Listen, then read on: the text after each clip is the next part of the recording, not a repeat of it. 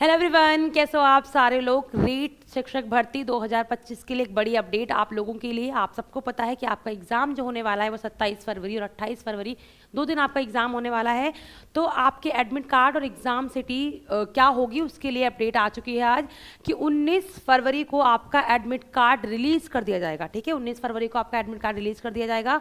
और आपको पता है जब पेपर होने वाले को यहाँ पे लिखा हुआ उन्होंने कि 19 फरवरी को जारी होगा रीट परीक्षा का एडमिट कार्ड। 27-28 फरवरी को 3 पालियों में पेपर होगा। 27 फरवरी को जो पेपर होने वाला है वो 2 पालियों में होगा।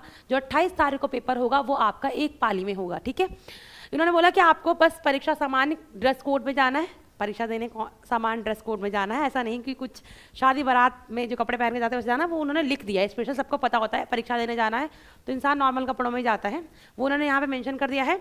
41 जिलों के 28 शहरों में परीक्षा होगी आयोजित। आपको पता है कितने जिलों में होने वाली है? 28 होने वाली है। और आपको पता 14 लाख से ज़्यादा बच्चों ने इस बार का फॉर्म की भरा है और 14 लाख बच्चे क्या देने वाले हैं, इस फॉर्म को देने वाले हैं। देखो, अगर हम बात करते हैं, आपको पता है एग्ज़ाम डेट की, तो हमें पता है कि जो आपका रीट का एग्ज़ाम है शिक्षक भर्ती का 2025 का, इसका जो पेपर होने वाला है वो पेपर जो होगा वो आपको पता है 27 फैब को इसका पेपर होने वाला है। 27 फैब और 28, 27 फरवरी को पेपर होगा वो आपके 2 पालियों में होगा। 27 फरवरी को पेपर होने वाला है वो आपका 2 पालियों में होगा। पहला पेपर होगा 10 से 10:30 12 बजे के बीच में। 10 से 12:30 जो पेपर होगा पहला ये होगा। ठीक है, 10 से 12:30 पेपर होगा। और फिर दूसरा जो पेपर होगा पाली में वो होगा 3 से 3:30, जो होने वाला है 3 से 5:30। ठीक है, तो आप देख रहे हैं पेपर की टाइमिंग कितनी मिल रही है, वो मिल रही है आपको 2.5 घंटे, है ना। तो 2.5 घंटा का जो आपका टाइम है ये मिलने वाला है आपको। ठीक है, तो जो आपका 27 फैब को पेपर होने वाला है 10 से 12:30 बजे एक पाली पेपर होगा। दूसरा पाली कौन सा होगा? 3 से 5:30 दूसरी पाली में पेपर होगा। L1 L2 की बात करें, यहाँ पे L2 का पेपर ही होगा। यहाँ पे L2 का पेपर होगा आपके 28 तारीख को। यहाँ से पेपर होने वाला है वो 10 से 12:30 के बीच में होगा। 10 से 12:30 के बीच में पेपर होना। यहाँ पे आपकी एक ही पाली होगा, 10 बजे से लगा के 12:30 बजे तक पेपर होगा। ठीक है, तो ये तो पता चल गया आपको कि आपका पेपर 2 पालियों में होने वाला है। जो L2 के छात्र बचे होंगे उनका पेपर यहाँ पे 28 तारीख को करा दिया जाएगा। तो याद रखना, अगर हम बात करें 27 तारीख को पेपर होगा 10 बजे से 12:30 के बीच में पहली पाली में। दूसरा पेपर होगा आपका 3 से 5:30 में सेकंड पाली में पेपर होने वाला है। टाइम जो मिल रहा है वो आपको 2.5 घंटे का पेपर मिल रहा है। 28 फेब का पेपर होगा 10 से 12:30 के बीच में। देखो, आपको पता है इन्होंने बोला है कि आपको 2 घंटे पहले एग्जाम सेंटर पहुंचना है। कितने घंटे पहले? एग्जाम सेंटर आपको 2 घंटे पहले पहुंचना है, क्योंकि आपको पता है 1 घंटे तो वो आपकी तसल्ली के लिए, आपको पता है कि जो आपकी छानबीन होती वो होगी यहाँ पे। तो आपको क्या करना है, 2 घंटे पहले एग्जाम सेंटर पहुँचना है। ठीक है, आपने कितने मेहनत की हो पूरे साल, और अगर आप एग्ज़ाम के दिन टाइम पे नहीं पहुंच पा रहे हैं तो सबसे बड़ा रिग्रेट वो होता है। तो आप जल्दी निकलो अपने घर से, जहाँ पे भी आपकी एग्ज़ाम सिटी हो। जैसे कि यूपी के बच्चों ने बहुत ज़्यादा फॉर्म भरा है, मध्य प्रदेश के बच्चों ने फॉर्म भरा है। तो जो अदर स्टेट के बच्चे हैं, जो क्या हैं, जो आपके अदर स्टेट के बच्चे हैं, स्पेशली ये उनके लिए कि भाई आपको एक दिन पहले पहुँच जाना है। राजस्थान में जहाँ भी आपका सेंटर लगा हो वहाँ एक दिन पहले पहुँचो, क्योंकि अगर आप इस तरीके, देखो, अगर आप 2 घंटे पहले नहीं पहुँचे तो आपके लिए प्रॉब्लम हो जाएगी। क्योंकि ये पेपर ऐसा होता है कि अगर पेपर शुरू हो गया फिर वो आपकी एंट्री नहीं कराते हैं। तो आपको क्या करना है, 2 घंटे पहले पहुंचना है सेंटर में, चाहे वो राजस्थान का हो या फिर अदर स्टेट का। अदर स्टेट के हो तो वो पहले ही पहुंच जाएं। देखो, आपको पता चल गया है कि 27-28 2 दिन पेपर होना है, तो रिजर्वेशन आप पहले से भी करा सकते हैं। और 19 को आपका एडमिट कार्ड भी रिलीज़ कर दिया जाएगा। 19 फरवरी को आपका एडमिट कार्ड रिलीज हो जाएगा। तो अगर आपको एग्जाम सिटी देखनी तो आप क्या कर सकते हो, राजस्थान की आप क्या करो, ऑफिशियल साइट पे जाओ, वहाँ पे आपको एग्जाम सिटी भी देखने को मिल जाएंगी। आपको क्या करना है, वहाँ पे अपनी एग्जाम सिटी देख सकते हो कि आपका पेपर कहाँ पे किस एग्जाम सिटी में होने वाला है। ठीक है, तो 19 तारीख को आपका ऑफिशियल एडमिट कार्ड रिलीज हो जाएगा कि आपका कहाँ पे होने वाला है, कौन सी डेट को होगा, 27 को होगा या फिर 28 को होगा। देखो, अब बचा आपके पास लास्ट टाइम। 14 लाख से ज़्यादा बच्चों ने फॉर्म को फिलअप किया है। आपको पता है उत्तर प्रदेश के बहुत ज़्यादा बच्चे हैं, मध्य प्रदेश के बच्चे भी हैं, राजस्थान के बच्चे हैं। तो आपको करना क्या है, लास्ट टाइम पे देखो बहुत कम दिन बचे हैं। अगर हम बात करें आज से आपकी, तो आपको पता है कि आज देखो 10 फैब है और पेपर जो होने वाला है वो आपको 27 तारीख से शुरू होगा। तो बीच में कितने दिन बच रहे हैं आपको? 17 दिन। बीच में कितने दिन बच रहे हैं आपको पता है ना? 17 दिन का टाइम बच रहा है। 17 दिन भी मत मानो, 15 दिन ही मान के चलो, राउंड फिगर। 15 डेज का आपके पास टाइम बच रहा है। 15 डेज में आपको क्या करना है लास्ट के टाइम पे? देखो, लास्ट के टाइम पे आपको करना क्या है, अपनी लैंग्वेज और जो आपका शिक्षण विधि पे ध्यान देना। आपको क्या करना है, जो अभी आपकी लैंग्वेज है, ठीक है, आपकी लैंग्वेज जो भी है, आपको लैंग्वेज व शिक्षण विधि पे ध्यान देना। लैंग्वेज व जो आपकी शिक्षण विधि है उस पर आपको बहुत ज़्यादा ध्यान देना है।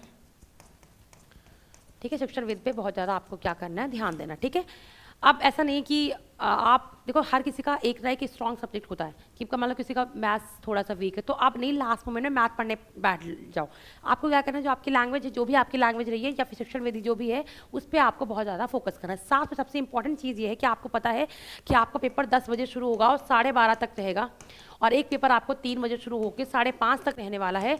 तो इन्हीं टाइम पे आपको क्या देना है, इसी टाइम पे आपको मॉक टेस्ट की प्रैक्टिस करनी। क्या करना है इसी टाइम पे आपको मॉक टेस्ट की प्रैक्टिस करनी। क्या करनी इसी टाइम पे आपको मॉक टेस्ट की प्रैक्टिस करनी। जिससे क्या होगा, जिससे मैं हमेशा बोलती हूँ कि जब भी आपका जिस टाइम पे आपका एग्जाम हो ना, आपको वो लास्ट टाइम पे ना उसी टाइम पे मॉक की प्रैक्टिस करनी चाहिए। और वो आप ऐसा मॉक मान के चलना कि वो आपका रियल एग्जाम हो रहा है। ऐसा नहीं कि मम्मी का फोन आ रहा है तो हम उठा ले रहे हैं, है ना, कोई दरवाजे पे खड़ा है, दरवाजा खोल के बुला के उनका हम बात कर रहे हैं, वो चीज़ नहीं करनी है।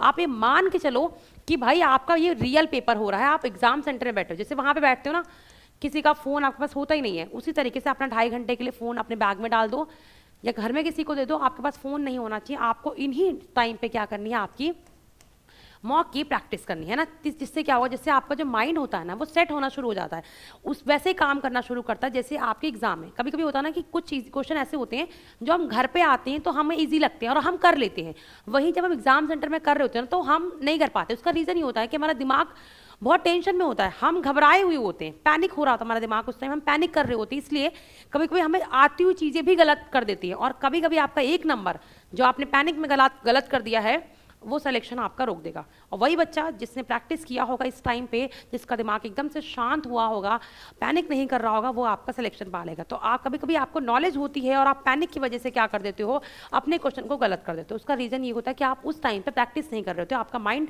उस टाइम पे एक्टिव नहीं होता उस तरीके से। तो आपको क्या करना है, 15 डेज का टाइम है, हर दिन आपको क्या करना है, यही टाइम है आपके पास। 10 बजे बैठ जाओ आप, 9 बजे स्पेशली 9 बजे आराम से बैठो, या फिर 10 बजे से पेपर देना शुरू करो, 12:30 बजे तक पेपर दो, एकदम से फ़ोन को बंद करके, किसी को कुछ नहीं सुनना है। 12:30 बजे उठो, फिर आप देखो कि आपका पेपर कैसा हुआ है। एनालिसिस करना बहुत जरूरी है। देखो अगर आप टेस्ट दे रहे हो तो ये डिमोरलाइज नहीं होना लास्ट मोमेंट पे आके कि आपका टेस्ट में अच्छा स्कोर नहीं आ रहा। मॉक टेस्ट में PYQs भी आप कर सकते हो प्रीवियस ईयर क्वेश्चंस के साथ में। आपको अगर कोई क्वेश्चन आप गलत कर रहे हो तो आप उसे एनालिसिस करो उस पेपर की कि आपके क्वेश्चंस क्यों गलत हुए हैं, उसके गलत होने का रीज़न क्या है। और अगर वो टॉपिक आपको लगता है इंपॉर्टेंट है और क्वेश्चंस आपके गलत हुए तो लास्ट टाइम पे वो टॉपिक्स आप अच्छे से रिवाइज कर लो। जो इंपॉर्टेंट टॉपिक्स हैं आपने जो अभी तक पढ़ा होगा, आपको समझ आ गया होगा कि पेपर कहाँ से आ रहा है, कौन से इंपॉर्टेंट एरिया है जहाँ से एग्जामिनर क्वेश्चन पूछ रहे हैं। लास्ट टाइम पे आप उसी को बार बार रिवाइज करो, क्वेश्चन पेपर करो। मॉक टेस्ट दो इस टाइम पे, मॉक टेस्ट में जो क्वेश्चन गलत हो रहे हैं बिल्कुल भी डिमोरलाइज नहीं होना कि मॉक टेस्ट में अच्छा स्कोर हो रहा है तो ओवर कॉन्फिडेंस नहीं होना, कम स्कोर हो रहा तो डिमोरलाइज नहीं होना। उस पेपर की आप एनालिसिस करो कि क्वेश्चन क्यों गलत हुए हैं, और साथ में आपकी जो इंपॉर्टेंट टॉपिक्स जो अभी तक आपने पढ़ा होगा, आपको पता चल गया होगा कहाँ से इंपॉर्टेंट एरिया है जहाँ से क्वेश्चन पूछे जाते हैं, आप उसको बार बार रिवाइज करो। तो जिसका भी पेपर है ऑल द बेस्ट, अच्छे से एग्जाम की तैयारी करो। अभी बस 15 दिन का टाइम है तो कर सकते हो, कुछ भी नया नहीं पढ़ना है। जो आपने पढ़ा है वो आपने अच्छा पढ़ा है, सफिशिएंट पढ़ा होगा, तो कुछ भी नया पढ़ने की ज़रूरत नहीं है। जिसका भी पेपर है ऑल द बेस्ट। आप लोग अपना बहुत अच्छे से ख्याल रखो, हेल्थ का भी ख्याल रखो, एग्जाम है आपका तो अच्छे से हेल्थ का ख्याल रखो और आप लोग अपनी अच्छे से तैयारी करो। All the best, bye bye, take care, thank you so much.